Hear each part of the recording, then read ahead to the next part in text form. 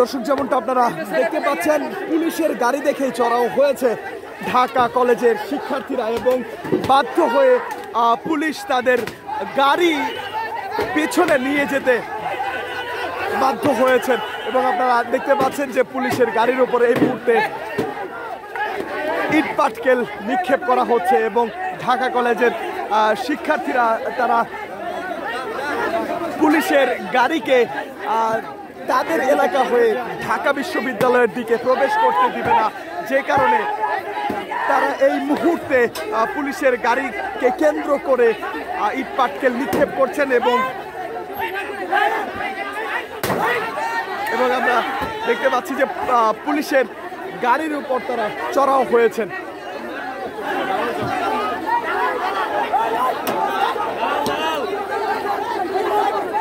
এবং আপনারা শুনতে পাচ্ছেন ঢাকা কলেজের শিক্ষার্থীরা পুলিশের গাড়িকে কেন্দ্র করে পুলিশকে উদ্দেশ্য করে দালাল দালাল বলে সম্বোধন করছেন।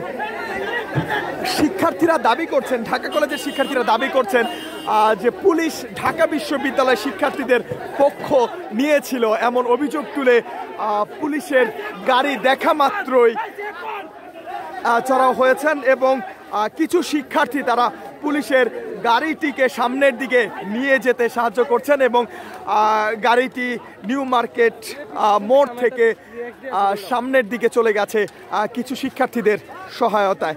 পরিস্থিতি এই মুহূর্তে শান্তশিষ্ট থাকলেও ঢাকা কলেজের শিক্ষার্থীরা নিউ মার্কেট মোড়ে অবস্থান করছিলেন, শান্তভাবে অবস্থান করছিলেন। মধ্যভাগে বিজিবির অবস্থান, তার অপর প্রান্তে ঢাকা বিশ্ববিদ্যালয়ের প্রবেশদ্বারে ঢাকা বিশ্ববিদ্যালয়ের শিক্ষার্থীদের অবস্থান।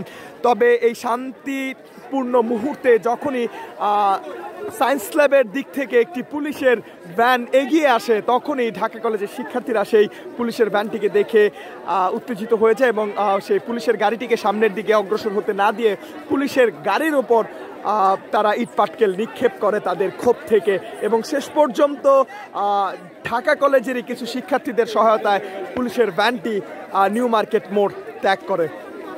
এই ছিল দর্শক নিউ মার্কেট এলাকা থেকে সর্বশেষ পরিস্থিতি। খন্দকার আসিফুজ্জামান, কালের কণ্ঠ, ঢাকা।